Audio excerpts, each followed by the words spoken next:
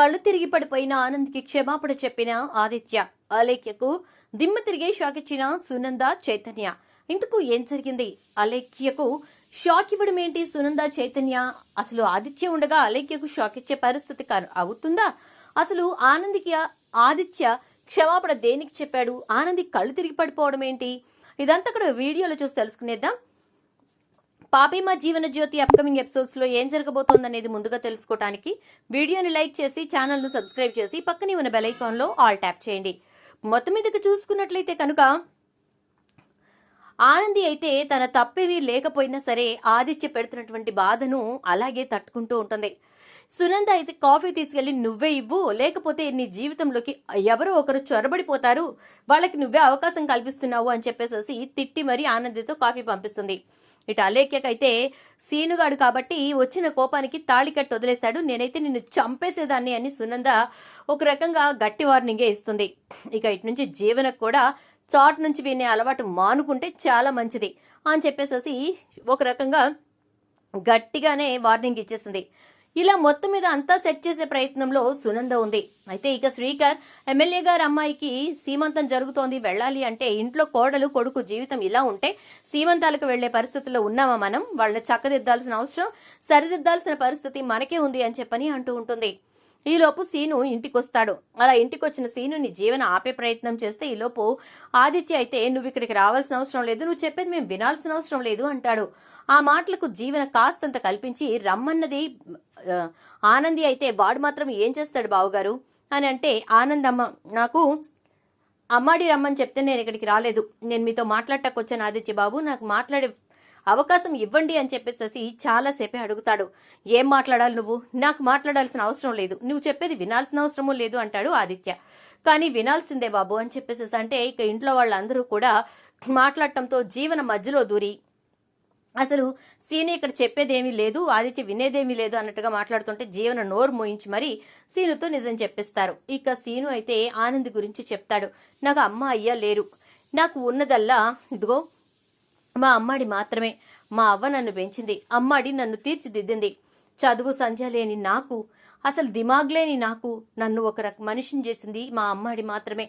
మా అమ్మాడి నాకు అమ్మ అయ్యింది, నాన్న అయ్యింది, ఎట్లా నడవాలో నేర్పించింది, ఎట్లా నడుచుకోవాలో నేర్పించింది, ఎట్లా తినాలో నేర్పించింది, ఎట్లుండాలో నేర్పించింది. అట్లాంటి అమ్మాడికి నా వల్ల కష్టం కలిగితే నేను తట్టుకునే పరిస్థితుల్లో లేను. ఆదిత్య బాబు, ఈ పెళ్లికి అమ్మాడికి ఎటువంటి సంబంధం లేదు. నేనే నా అంతటి ఇంటికొచ్చినా అలేఖ్యను ఎత్తుకపోయినా నాకు తెలిసిందల్లా అమ్మాడి జీవితం బాగుండాలంటే అలేఖ్య అమ్మాడి జీవితంలో ఉండకూడదు. అందుకోసం కానీ నేను అలేఖ్యని ఎట్లా నీ నుంచి తప్పించాలని ఆలోచిస్తే మా అవ్వ నన్ను పెళ్లి చేసుకో అని చెప్పి పోరు పెడతా ఉంటే ఎవరినో చేసుకునేందుకు చిలకమ్మ అంటే నాకు ఎట్లనూ ఇష్టం ఉంది కాబట్టి నేను చిలకమ్మనే చేసుకుందాం అని చెప్పేసేసి అట్నుంచి నీ జీవితానికి అడ్డు లేకుండా ఉంటదనేసి నేను ఆలోచించిననే తప్ప అంతకు మించి ఏమీ లేదు అని అంటే, ఏంట్రా అలేఖ్యను నువ్విష్టపడ్డావా అని అంటాడు ఆదిత్య. అవు అగ్గా ముచ్చట ఎప్పటిదో సారు, ఇప్పటిది కాదు. చిలకమ్మ అంటే నాకు మస్తిష్టం ఉన్నది, కానీ చిలకమ్మకు ఏ రోజు కూడా నేను ఒక మనిషి లెక్క కూడా కొట్టలే. కానీ పర్వాలేదులే అనుకుని నేను నా మనసులోనే దాని మీద ప్రేమను అట్లనే ఉంచుకున్నా. నేను ప్రేమ లేకుండా ఏదో కక్షతోటి మాత్రమే చిలకమ్మ మెడలో తాళి కట్టలేస్తారు. నేను చిలకమ్మని ఇష్టపడిన కాబట్టే తీసుకెళ్లి తాళి కట్టిన.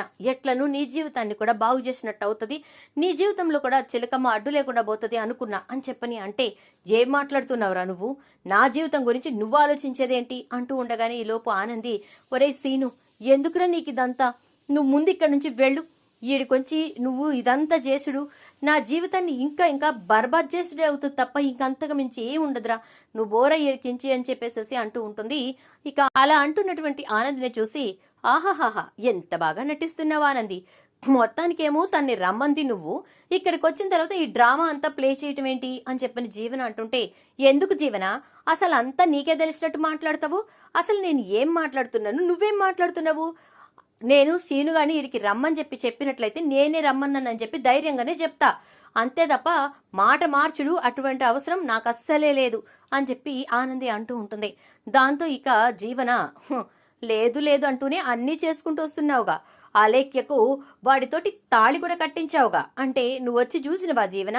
నా పక్కనే ఉండి చూసినవా? ఏం మాట్లాడుతున్నావు నువ్వు? నాకు సీనుగాడు ఫోన్ చేస్తే నేను పోయినా, అది కూడా నేను మమ్మళ్ళతాను ఉన్నాను కాబట్టి అట్నుంచి అటు పోయినా. అదే నేను ఈడున్నట్టయితే నేను పోవుడు, సీనుగాడు నాకు ఫోన్ చేసుడు, ఈడ అందరికీ తెలిసేది అని చెప్పని అంటూ ఉంటుంది ఆనంది. ఆ మాటలు విని ఇప్పుడు ఇదంతా కాదు, నాకు అనవసరం, సీను ముందు ఇక్కడి నుంచి వెళ్ళు అని అంటూ ఉంటే అలేఖ్య లోపల కూర్చుని ఏడుస్తూ ఉంటుంది. ఆదిత్య అలేఖ్య దగ్గరకు వెళ్ళి, నువ్వెందుకు ఏడుస్తున్నావు? ఏమీ కాదు, నేనుండగా నేను ఎవరు ఏమీ చేయలేరు, అర్థమైందా అంటూ ఉంటే, కళ్ళు తిరుగుతున్నట్టున్నాయి ఆది అని అంటుంది. అదేంటి, భోజనం చేయలేదా అంటే, నువ్విలా ఉంటే, నీకు నాకు మధ్యన ఇన్ని అంతరాలుంటే ఇంకా నాకు భోజనం ఎక్కడ సహిస్తుంది చెప్పు అని అంటుంది. నేనున్నాను కదా, నువ్వేం కంగారు పడకు అంటూ ప్లేట్లో భోజనం వడ్డించి ఇక అలేఖ్య చేతికిస్తాడు. అలేఖ్య ఆది తినిపిస్తే బాగుండేది కదా అనుకుంటూ ఉంటుంది. కానీ ఆదిత్య మాత్రం ప్లేట్ చేతికిచ్చేసి తినమని చెప్తాడు. ఆనంది అది చూస్తూ చాలా బాధపడుతూ ఉంటుంది. ఇక అలా చూసి బాధపడుతూ నడుస్తూ వెళ్తున్నటువంటి ఆనంది డైనింగ్ టేబుల్ ముందు నుంచి అటుగా దాటుతూ ఉండగా కళ్ళు తిరిగిపోతాయి. ఎందుకంటే ఈ గొడవ జరిగిన దగ్గర నుంచి ఆనంది ముద్ద ముట్టుకోదు, అలాగే ఉంటుంది. ఇక కళ్ళు తిరిగి పడిపోబోతున్న ఆనందికి ఏమవుతుందో అర్థం కాక అలా చూస్తూ ఉండగానే ఆదిత్య ఆనంది వంక చూస్తూ ఉంటాడు. ఎందుకో తను అనీజీగా ఉన్నట్టు ఆదిత్య కనిపిస్తుంది. లేచి దగ్గరకు వెళ్లేలోపే తను పడిపోబోతూ ఉంటే గబగబా పట్టుకుంటాడు. అప్పుడే వచ్చిన సునంద శ్రీకర్, ఏమైందిరా, ఏమైంది అంటూ ఉంటే, ఏమోనమ్మా, ఎందుకో అనీజీగా ఫీల్ అవుతున్నట్టు అనిపించింది, గబగబా వచ్చి చూస్తే ఇదిగో ఇలా పడిపోయింది అనగానే, నేను చెప్తూనే ఉన్నాను, పిచ్చిదానిలాగా తినకుండా కూర్చుంటే వాడిలో మార్పు వస్తుందా ఏంటి అని చెప్పి అనగానే అలేఖ్య షాక్ అయిపోతుంది. అబ్బా అచ్చా, ఈ ఐడియా నాకు రాలేదేంటి అని చెప్పని అనుకుంటూ ఉంటుంది. ఈలోపు ఇక శ్రీకర్ ఇంకా సునంద అయితే, అరే అన్నం తినకుండా నీకోసమే ఆలోచిస్తూ ఇలా అయిపోతోందిరా ఆనంది అని చెప్పేసి అంటూ ఉంటే, ముందు తీసుకెళ్లి సోఫాలో పడుకోబెడదాం పదండి అని చెప్పి ఆదిత్య సోఫాలో పడుకోబెడతాడు. చాలాసేపటికి ఆనందికి స్పృహ వస్తుంది. అలా స్పృహ వచ్చినటువంటి ఆనంది ఎదురుగా ఉన్న ఆదిత్య వంక చూస్తూ ఉంటే, ఆదిత్య నువ్వు తినకుండా ఉండడం వల్ల ప్రాబ్లం సొల్యూషన్ వస్తుందా అని చెప్పని అంటూ ఉంటాడు. నేను దానికోసం తినకుండా ఉండలేదు, మీకు నాకు మధ్య దూరం వచ్చేసిన తర్వాత నేను త్రిని ఎవరికోసం బ్రతకాలి అనిపించింది, అందుకే ఇలాగే కృంగి కృషించిపోతాను, సూషించిపోతాను అని చెప్పని అంటూ ఉంటుంది. చూడానంది, నేను చెప్పేది విను, నువ్వు చేసింది తప్పు అనగానే, ఏ తప్పు చేయకుండా వేసే శిక్షకు చాలా బాధ కలుగుతుంది ఆదిత్య గారు, తప్పు చేసి శిక్ష పడితే అది వేరుగా ఉంటుంది కానీ అని అంటూ ఉండేసరికి ఇకప్పుడు ఆదిత్య, దయచేసి ఇక ఈ విషయం గురించి డిస్కషన్ పెట్టకానంది అని చెప్పి వెళ్ళిపోతూ ఉంటాడు. ఇక ఈలోపు అలేఖ్య, ఆది నన్ను కొంచెం బయటకు తీసుకెళ్ళవా, చిన్న పని ఉంది అని చెప్పని అంటుంది. అప్పుడు సునంద ఇంకా చైతన్య ఇద్దరూ కలిసి, నేను తీసుకెళ్తాను, నువ్వు కామ్గా ఉండు అని చెప్పని అంటాడు. ఒక్కసారిగా షాక్ అయిపోతుంది అలేఖ్య. ఆదిత్య చైతన్య తీసుకెళ్తాడులే, నాకు మనసేం బాలేదు అంటూ వెళ్ళిపోతాడు. షాక్ అయిపోతుంది మళ్ళీ అలేఖ్య అయితే, ఇదేంటి అని అనుకుంటూ ఉండగా జీవన వచ్చి, నువ్వెందుకు చైతు తీసుకెళ్ళడం అంటే, నువ్వు నోరు మూసుకో, ఇక నుంచి అలేఖ్య పనులన్నీ నేనే చూస్తాను, అలేఖ్యకి ఏం కావాలన్నా నేనే చేస్తాను, ఇంకా చెప్పాలంటే అలేఖ్యతో ఫ్రెండ్షిప్ చేస్తాను, బాధ ఎలా ఉంటుందో పెయిన్ ఎలా ఉంటుందో నీకు తెలియాలి కదా అంటాడు జీవనతోటి. ఇటు నుంచి సునంద కూడా, ఆ పని చేయరా, సపోర్ట్గా నిలబడ్డ వాళ్ళందరికీ సురకు అంటుకుంటుంది అని చెప్పని అంటుంది.